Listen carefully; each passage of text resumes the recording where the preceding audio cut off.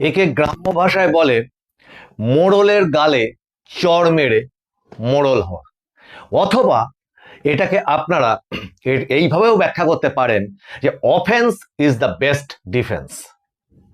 কি প্রসঙ্গে বলছি সেই প্রসঙ্গেই আজকে আসব। নমস্কার, মানুষের ভাষায় আপনাদের সকলকে স্বাগত। আমি প্রবীর রায়চৌধুরী আপনাদের সাথে।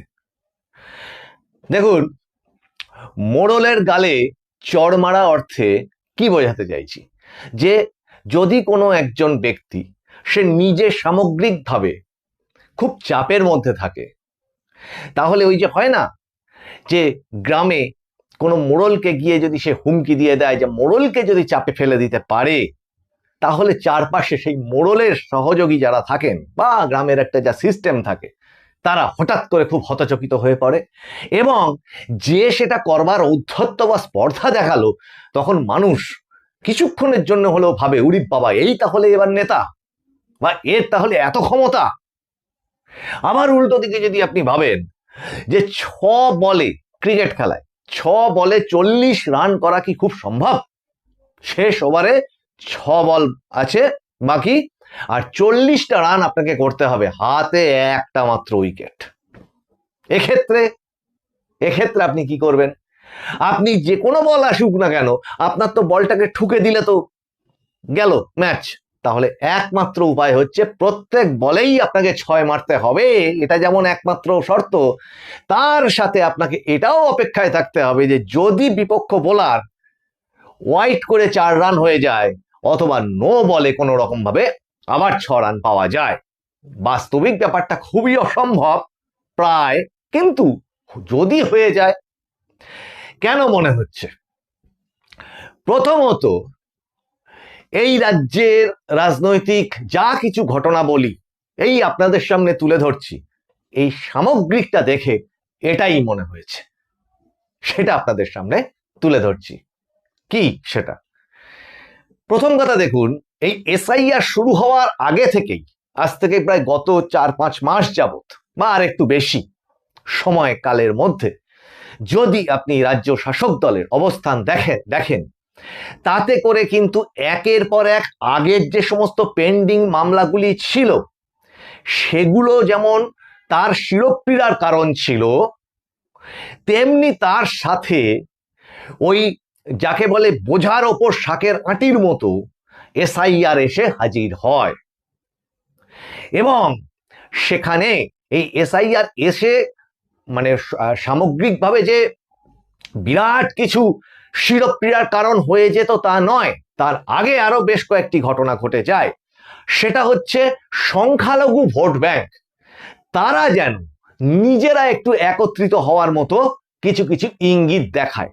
সেটা বলতে পারেন ইন টার্মস অফ নওশাদ সিদ্দিকীর বিভিন্ন রকম অবস্থান বা তার প্রচার কর্মসূচি, এবং পাশাপাশি যদিও সেটা নিয়ে এখনো পর্যন্ত আমাদের নিজেদের মধ্যেও দ্বিধাদ্বন্দ্ব আছে, সাধারণ মানুষের মধ্যেও দ্বিধাদ্বন্দ্ব আছে, যাকে বলাই যায় যে ব্যাপারটা খুব রহস্যময়, কিন্তু তিনি তার রাজনীতি করছেন। সেইভাবে যদি বিচারটা করি, সেটা হচ্ছে হুমায়ুন কবিরের উঠে আসা। এই যে সংখ্যালঘু ভোট ব্যাংকের একটা বিচলন, এটা ছিল শাসক দলের অন্যতম আর একটা শিরোপ্রিয়ার কারণ, যেটা এই এসআইআর পর্বে একটা বড় মনস্তাত্ত্বিক ফ্যাক্টর শাসক দলের কাছে হয়ে দাঁড়িয়েছে বলে মনে হয়। রাজনৈতিক বিশেষজ্ঞ মহলরাও কিন্তু এই ব্যাপারটাকে খুব বিশেষভাবে দেখছে এবং এই নিয়ে প্রচুর আলোচনা করেছে। তার সাথে দেখুন, offence is the best defence কিরকম।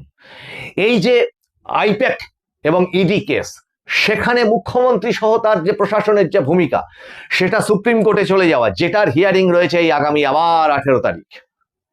তার সাথে এসআইআর মুখ্যমন্ত্রী নিজের যে অবস্থান, একের পর এক তার বিরোধিতা করা, বিভিন্ন বিডিও অফিসে বিভিন্ন হিয়ারিং কেন্দ্রে তাকে এই যে হিয়ারিং প্রসেসকে এসআইআর তাকে বাধাপ্রাপ্ত করবার চেষ্টা, এবং সেখানে পরিষ্কারভাবে তার এমএলএ এমপি এরা পর্যন্ত নেমে পড়ে সেটাকে বাধাপ্রাপ্ত করবার চেষ্টা।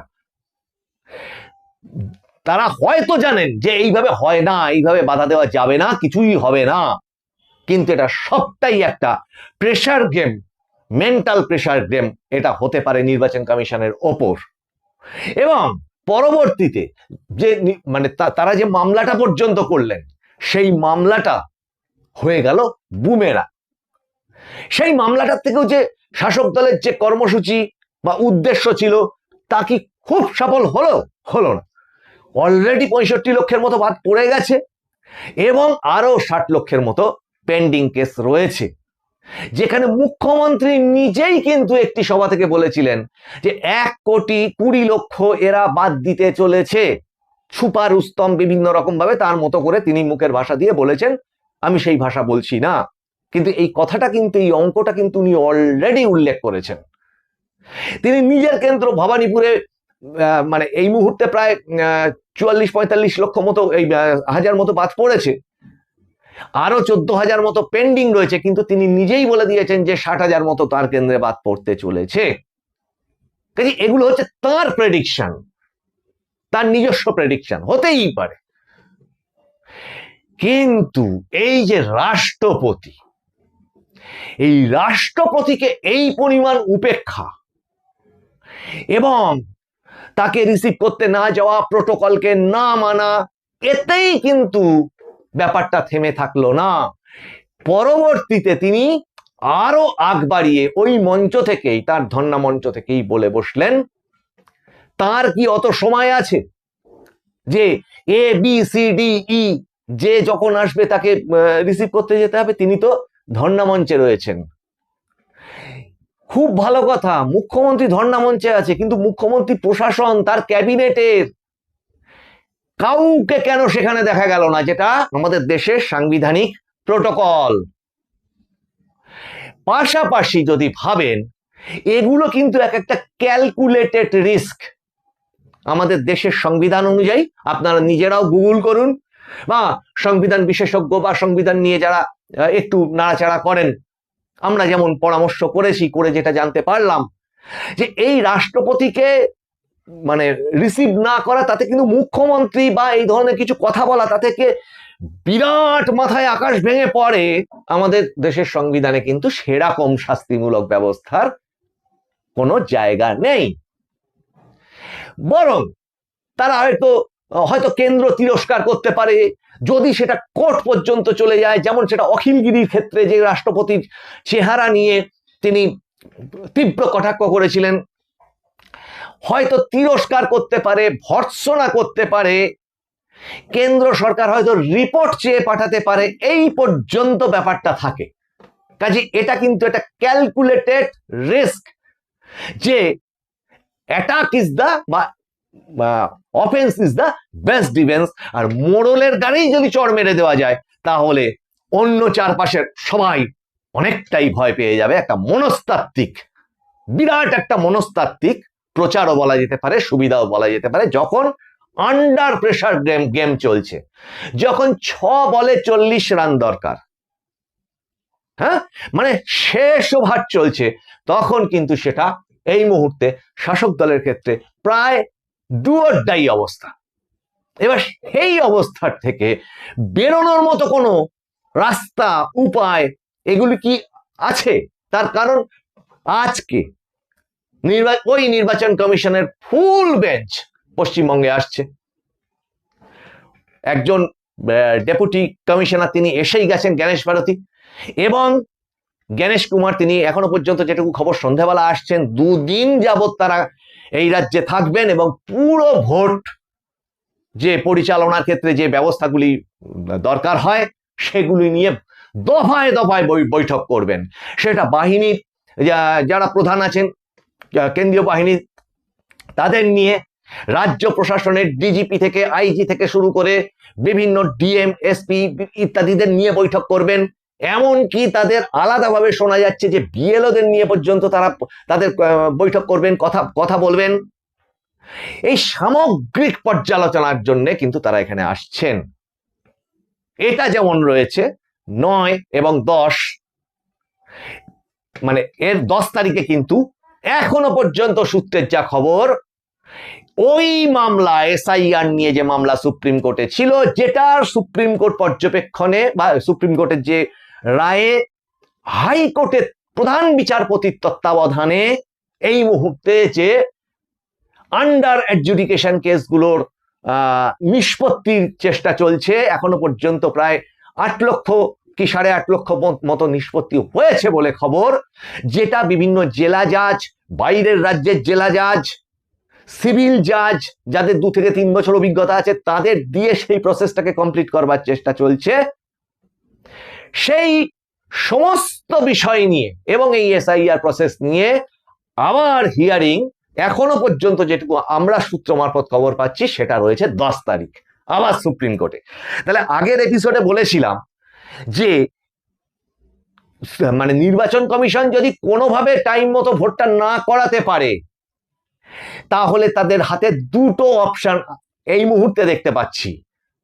এক, তারা হচ্ছে ওই সুপ্রিম কোর্ট, যেহেতু সুপ্রিম কোর্ট নিজেই রায় দিয়েছে হাইকোর্টকে তত্ত্বাবধান করে এই ব্যাপারটা নিষ্পত্তি করতে, এবং এটাও বলেছে যে মনোনয়নপত্র জমা দেওয়ার শেষ দিন যেটা তার আগে এই পেন্ডিং কেসগুলো সব সলভ করে মানে যে অ্যাডজয়নার বা সংযোজনী তালিকা সেগুলো প্রকাশ করে দিতে হবে। তাহলে এই নির্বাচন কমিশন সেখানে গিয়েই বলতে পারে যে এই যে পরিমাণ কেস আছে, পেন্ডিং কেস আছে, সেটা মানে ঘোষণা করে যদি নির্বাচন করতে হয় তাহলে সময় মতো হয়তো নির্বাচন করা সম্ভব হবে না তাদের। কাজেই সেক্ষেত্রে কোর্ট ডিসিশন নিতে পারে যে ওই সাংবিধানিক মানে সংকট যেটা এই মুহূর্তে ভারতবর্ষের ইতিহাসে অভূতপূর্ব নজিরবিহীন, সেটা সুপ্রিম কোর্টে বল চলে যেতে পারে, যেটা আগের এপিসোডে বলেছি। আর একটা উপায় থাকতে পারে, তারা রাজ্যপালের কাছে অনুরোধ করতে পারে যে এইরকম সাংবিধানিক বা প্রশাসনিক সংকট তৈরি হতে চলেছে, সেক্ষেত্রে কি করা যেতে পারে, রাজ্যপাল রাষ্ট্রপতির কাছে সেই নিয়ে পরামর্শ করতে পারে। এবং সামগ্রিকভাবে চিত্রটা এটা যখন সবাই জেনে গেছে যে প্রায় অনিবার্য একটা রাষ্ট্রপতি শাসনের দিকে কিন্তু এই মুহূর্তে মুখোমুখি পশ্চিমবঙ্গ কিন্তু দাঁড়িয়ে আছে। তাহলে এই সবটাই তো হচ্ছে রাজ্যের শাসক দলের কাছে একটা প্রচন্ড প্রেসার। প্রায় 6 বলে 40 রান করবার মতো প্রায় অসম্ভব, প্রায় হারা ম্যাচ। তাহলে সেখানে যদি আপনি ডিফেন্সিভ রোল নিয়ে নেন, যদি ওখানে আপনি থাকতেন, ভাবুন সুধী দর্শক, তাহলে আপনি যদি ডিফেন্সিভ রোল নিয়ে নেন তাহলে তো এমনিতেই হার, এমনিতেই সব শেষ। তাহলে সেখানে একটাই মাত্র অস্ত্র থাকে বা উপায় থাকে, সেটা হচ্ছে এগিয়ে ব্যাট চালাও, মানে ক্রিকেটের পরিভাষায় তাতে যা হয় হবে, এমনিতেই তো সব গেছে, তাতে যা হয় হবে। অন্তত এই চারপাশে জনসমাজের মধ্যে যদি কিছু সেন্টিমেন্টাল বেনিফিট সেখান থেকে তুলে আনা যায়, চেষ্টা সেটা হতে পারে। যেমন খেয়াল করুন আজকে যে নাটকটা চলছে, আচ্ছা গত 1-2 বছর না হোক, গত 1 বছরে আমরা প্রত্যেকে এখন যারা মধ্যবিত্ত নিম্নবিত্ত আমরা যারা বাঙালি বা নাগরিক, তারা অল্প বিস্তর প্রত্যেকেই গ্যাসে রান্না করি। আচ্ছা এই গ্যাসের দাম এই গত 2 বছরে কতবার বেড়েছে আর কতবার কমেওছে? কই কিচ্ছু হয়নি। কিন্তু এই অফেন্সিভ স্ট্র্যাটেজি আর একটা মাপদণ্ড বা লক্ষণ খেয়াল করে দেখুন, 50 টাকা সারা পৃথিবীব্যাপী এখন মানে থরহরি কম্প, যে মধ্যপ্রাচ্যে যে অশান্তি তৈরি হয়েছে আমেরিকার সাথে, ইরানের সাথে, সৌদি আরবে বা মধ্যপ্রাচ্যের অন্যান্য দেশগুলি নিয়ে তেল সরবরাহ সারা পৃথিবীব্যাপী বিপর্যস্ত হয়ে পড়েছে। সেখানে কেন্দ্রীয় সরকার 50 টাকা গ্যাসের দাম বাড়িয়েছে বলে আজকে এই শাসক দলের বহু মানুষ ওই ধর্ণা মঞ্চ এখানে ওখানে সেখানে থালা বাটি হাতে গ্যাসের প্রতীক হাতে প্রতিবাদ জানাতে নেমে পড়েছে। এই যে 2 বছরে এতবার বাড়লো এতবার কমলো, সে নিয়ে কিচ্ছু হয়নি তো। আবার তেলের যে সেস বা ট্যাক্স এই রাজ্যে যে অন্য রাজ্যের থেকে যে মানে পেট্রোল ডিজেলের ক্ষেত্রে বলছি, সেটা যে সব থেকে বেশি, সেটা রাজ্য সরকার মকুব করে না, সেটা নিয়ে কে আন্দোলন করবে? কাজে এই অলটোগেদার যদি আপনারা ভাবেন, এই সবটাই হচ্ছে ওই যা হয় হবে, ডু অর ডাই এর মতো একটা ব্যাপার, এগিয়ে একটা অফেন্সিভ স্ট্র্যাটেজি। কিন্তু সমস্যা আছে, মোড়লের গালে চড় মারলে কিছুক্ষণের জন্য হয়তো রেহাই পাওয়া যায়, হয়তো লং টার্ম বেনিফিটে সে নিজেই মোড়ল হয়ে যায় অনেক ক্ষেত্রে, কিন্তু ওই মোড়লের গালে চড় মারতে গেলে যদি চড়টা মিস হয়ে যায় তাহলে কিন্তু সর্বনাশ।